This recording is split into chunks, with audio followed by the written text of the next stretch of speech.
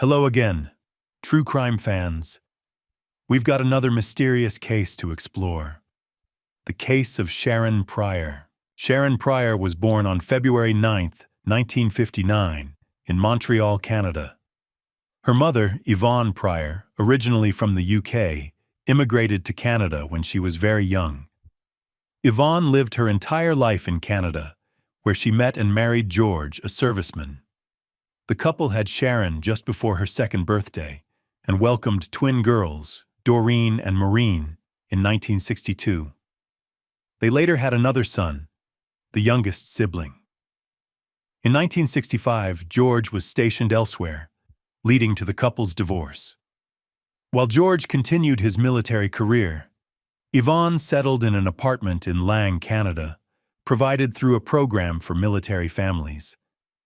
This quiet and cozy setting seemed perfect for raising her children. From a young age, Sharon was known for her gentle, beautiful, and caring nature. She was responsible, sincere, and kind, often helping those in need. Her compassion led her to dream of becoming a veterinarian. Sharon also joined a school club and started playing hockey. She was creative and spent her free time in art clubs and needlework classes. With her many talents, she appeared to have a bright future ahead. Yvonne was thrilled to see her daughter blossoming into such a wonderful person. At 16, Sharon was a typical girl dealing with common teenage issues.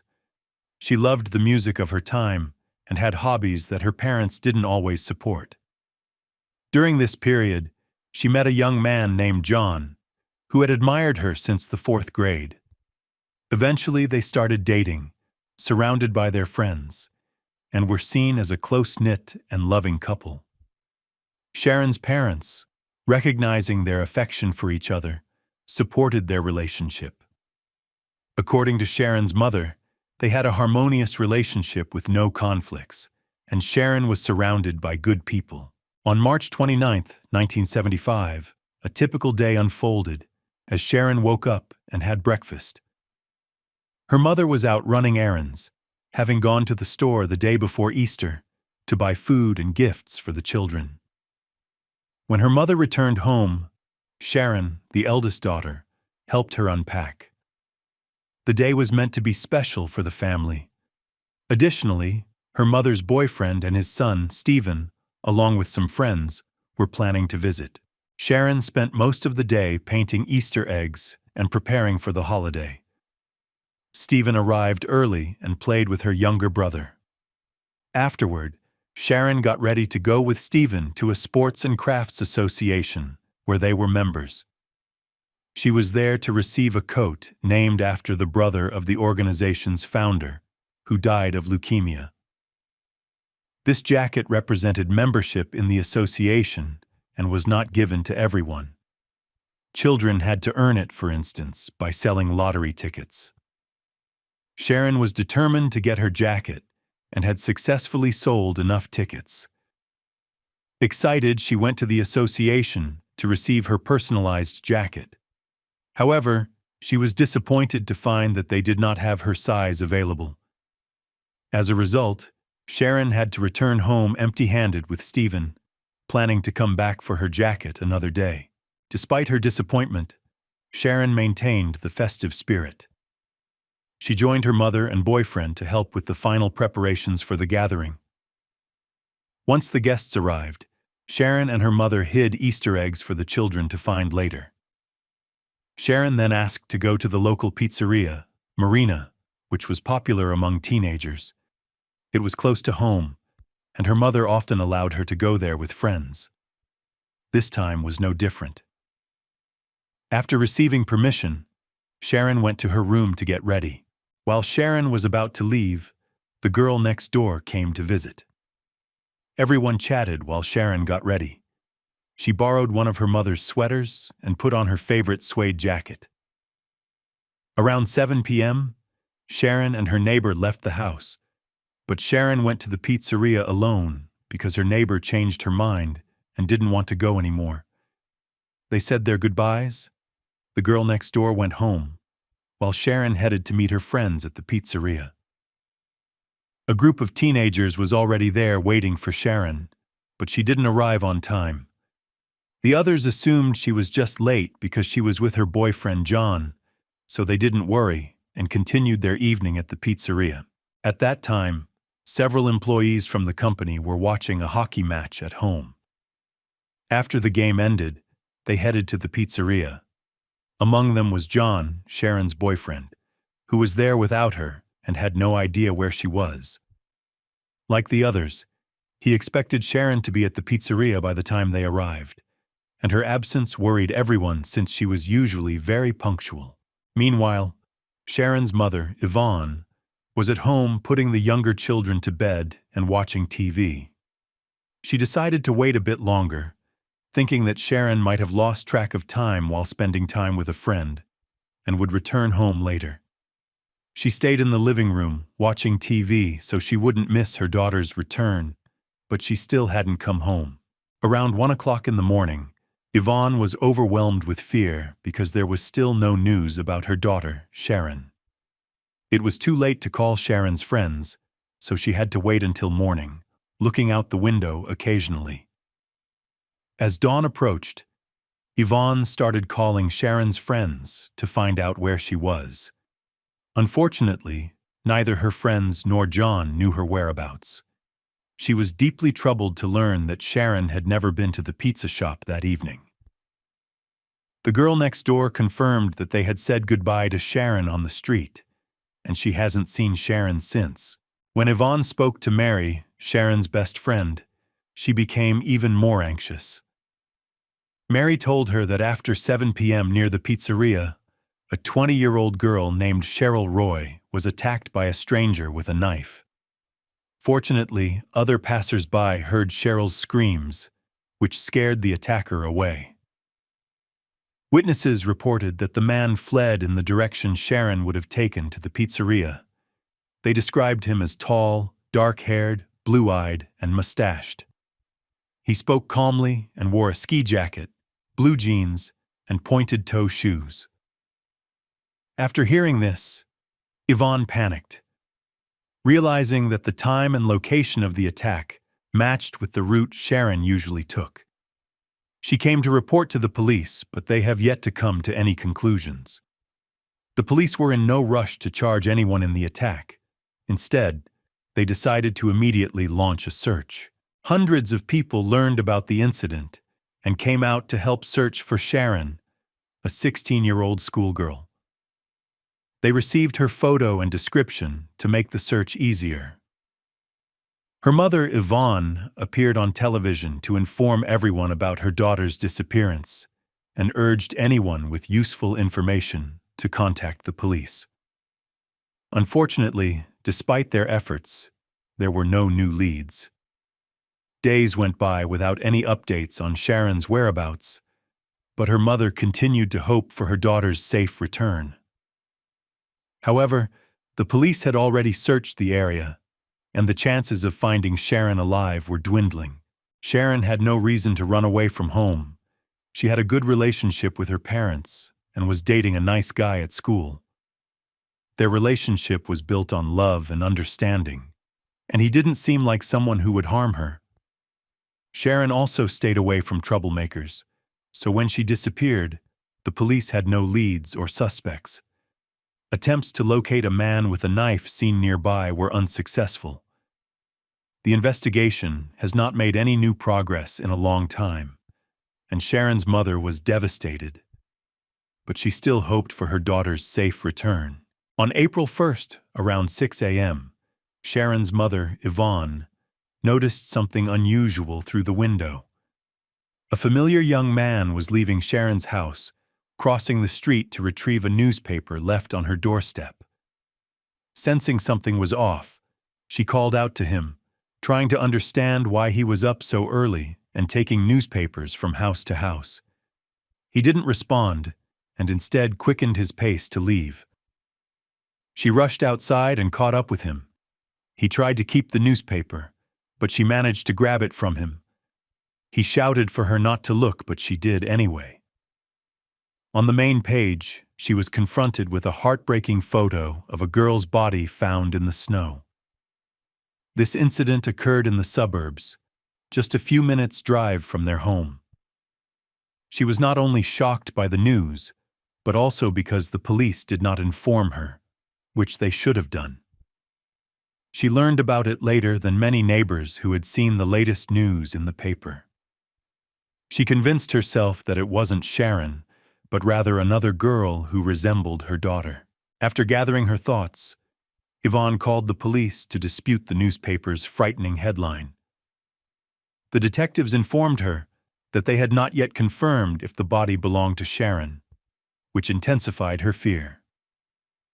Feeling overwhelmed, she asked for Sharon's father, George, to come to the area for her since she was in shock. The photograph of the victim bore a striking resemblance to her missing daughter, Sharon, and she was dressed exactly as Sharon's mother had described. When Sharon's father got there, he recognized his daughter, leaving no doubt that the 16-year-old schoolgirl was deceased.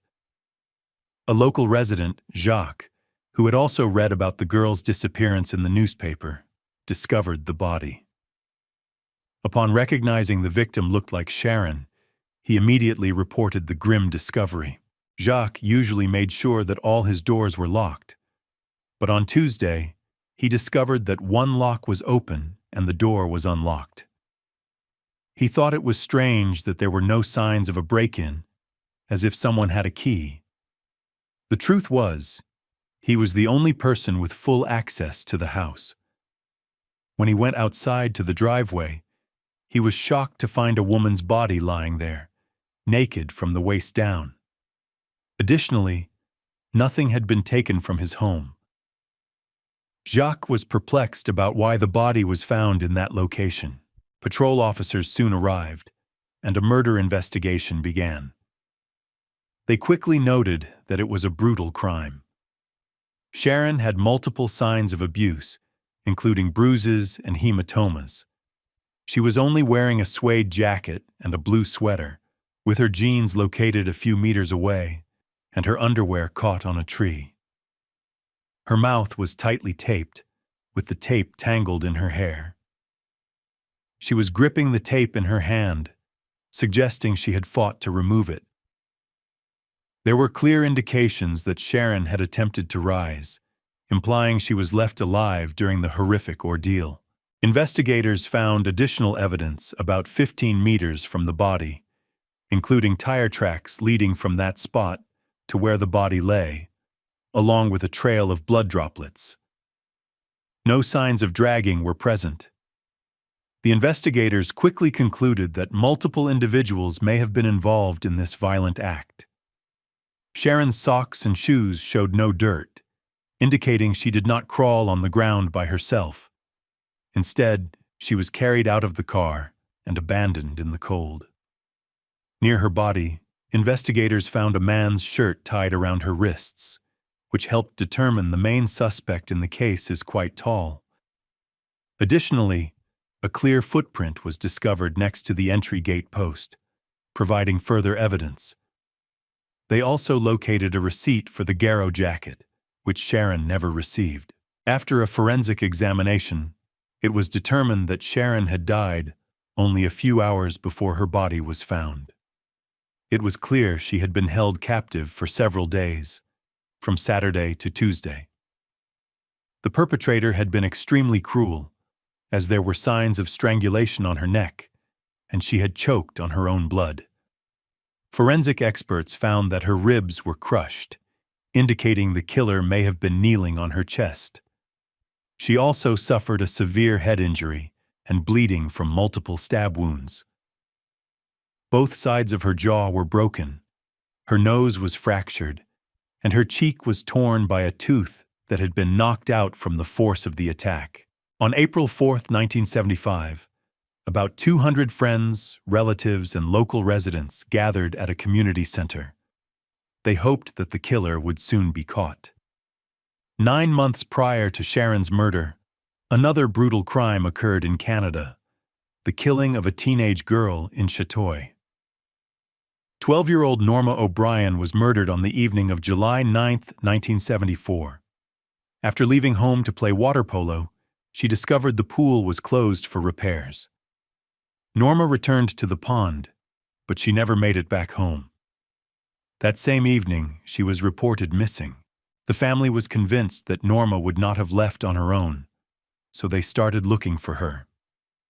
The next day, her partially clothed body was discovered in a field near the pool. Norma's murder resembled that of Sharon, who was also found in the same area, brutally beaten and strangled. The two crime scenes were approximately a half-hour's drive apart, leading to speculation that they might have been committed by the same individual, although there is no definitive evidence to support this theory. Following Sharon's murder on June 23, 1975, 14-year-old Debbie Fisher disappeared in Chatoy while riding her red bicycle home. She was later found in the forest, unclothed, but without signs of sexual assault. Debbie had died from a blow to the head with a stone. Subsequently, a 17-year-old male suspect confessed to the crime, but his identity is kept private due to his age. The suspect claimed that he was returning home on his moped around 6:30 p.m. when he spotted Debbie riding her bicycle and carrying milk. After observing her closely, he devised a sinister plan. He greeted her, and she responded in kind. He then overtook her, concealed his moped in the bushes, and sat on the curb, pretending to cry. Concerned, Debbie stopped, and the suspect called her over, prompting her to step closer to him. He grabbed her and began to assault her. He threw the milk into the field, and she lost consciousness. Then, he hid her bike in the bushes and attempted to abuse her, but was unsuccessful. In a fit of rage, he struck her on the head with a rock, causing her death. He concealed her body in an abandoned car in the forest and fled on his moped. Debbie's killer later admitted to killing Norma O'Brien, but he denied any involvement in Sharon's killing. He had an alibi at the time of Sharon's murder, so he was not considered a suspect in that case. He was convicted of murdering two girls, Debbie and Norma, and due to his age, served only a few years in prison before being released.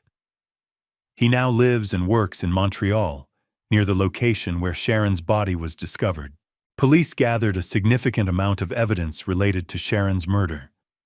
However, the outcome was not what they had hoped for. 13 months went by without identifying a primary suspect for charges. They found 38 individuals who might be linked to that tragic night. 6 of these 38 individuals were detained, but ultimately all were released due to a lack of evidence.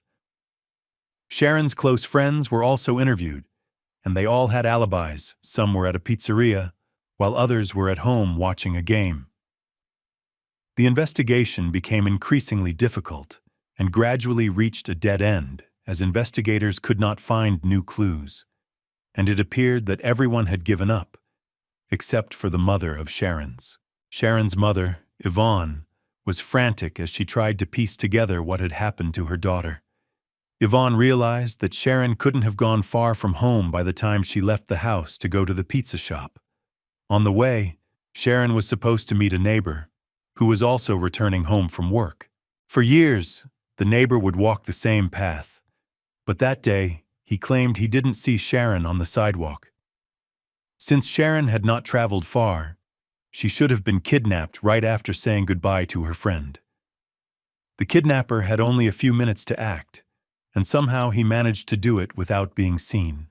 Unfortunately, there were no witnesses to Sharon's abduction, making it seem like the perfect crime. Sharon's mother believed it was crucial to pay attention to all the neighbors on their street. Someone should have noticed the suspicious stranger or recognized him if he lived nearby. Detectives described the killer and rapist as being around 20 years old, likely living with his parents. They suspected that he had psychological issues, possibly including obsessive behaviors or hostility towards women. The detectives believed this crime was not the first committed by the suspect, and if he wasn't apprehended soon, it wouldn't be the last. They were convinced that several people were involved in both the kidnapping and the subsequent violence. It was also thought that one of the attackers could have been an unpredictable stranger with a knife who initially targeted another girl, Cheryl, but fled when come across by nearby witnesses. Witnesses described the attacker after Cheryl's assault. Despite thorough searches, he could not be found. It was statistically unlikely for two rapists and kidnappers to be active at the same time in one of the city's safest neighborhoods, prompting detectives concluded that the same person was responsible for the attack on Cheryl and the murder of Sharon. The attacker's behavior suggested he knew the area well, allowing him to navigate without leaving evidence or raising suspicion among residents. Detectives, along with Cheryl's mother, concluded that the assailant likely lived nearby. They characterized the attacker as a sadist. Typically, individuals with such tendencies follow a predictable pattern. They seek out compliant victims, initially presenting themselves as charming and sweet to gain trust. Over time, however, they become increasingly cruel and demanding. It all begins with control, followed by humiliation, and then they start mocking the victim. In this context, relationships with women often develop, and the sadist gradually shifts from seeking a partner to becoming a predator on the hunt. As a result, the police decided to thoroughly investigate all local residents with histories of harassment and domestic violence. Their goal was to find and question the knife-wielding attacker who had assaulted Cheryl. He matched the profile of the criminal, socially awkward and resorting to a knife instead of conversation. He was unlikely to be a successful individual or possess high intelligence. This type of person usually had a history of violence and preferred to use brute force to achieve his goals instead of clever tactics or deception. It was clear he lacked self-control, easily losing his temper and being ready to fight at any moment. The most alarming part of this situation is that the police are chasing a suspect who could be a serial killer, who needs to be stopped immediately. While he tried to run away from the detectives, they continued their search for him. Unfortunately, many crucial technologies we have today, such as DNA analysis, surveillance cameras, and phone geolocation, had not yet been developed at that time, leaving the investigators with limited resources. Although detectives investigated quickly and professionally, 6 years after Sharon's body was found, the killer struck again. The second victim was a 12-year-old schoolgirl named Temi Leakey, who was ferociously murdered. It is believed that after attacking 16-year-old Sharon, the perpetrator chose to target younger girls for his crimes. When Temi's body was found, the same police officers who had been investigating Sharon's murder took on this case. They quickly noticed the similarities between the two murders, which further supported the theory of a serial killer. On March 20, 1981, Temi was visiting her grandmother when she disappeared just a few blocks from her grandmother's house. Later, Temi's mother found her glasses on the sidewalk. When she returned home, the woman immediately reported her daughter missing to the police. They identified a witness who saw a man in a beige raincoat get out of a small red car and force a screaming girl into it. That same evening, Temi was found barely alive on the street. A man came to the police station to report a serious matter. He saw Temi was naked and covered with clothes. Doctors worked hard to save her, but unfortunately, she died. The examination revealed that she had been strangled. Although she was not raped, there were traces of male fluid found on her clothes. The attacker had been careless, leaving behind enough evidence that connected this case to other brutal murders. Despite the detectives' efforts, the investigation hit a dead end. Meanwhile, in nearby areas of Canada, there were reports of similar assaults on girls and young women. In 1971, 17-year-old Lisa Blaze was found dead just a few meters from her home in Montreal. She had left a bar early in the morning, suffered a blow to the head and was raped. This case has not yet been resolved. Because there are so many open cases, the police have difficulty determining whether these cases are related or not. In 2000, Sharon's mother reached out to the police, requesting a reevaluation of her daughter's case using modern techniques. At that time, advancements in technology, especially in DNA analysis, had made it possible to investigate cases more effectively.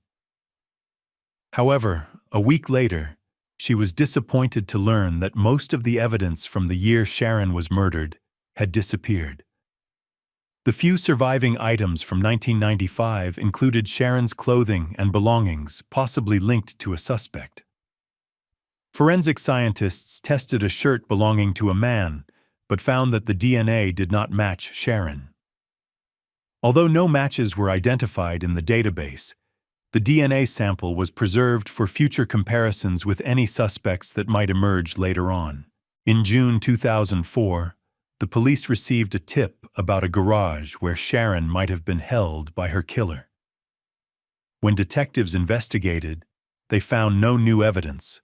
They collected 3 DNA samples from the site, but none matched Sharon's DNA or the materials found on her clothing. Ultimately, this lead turned out to be false.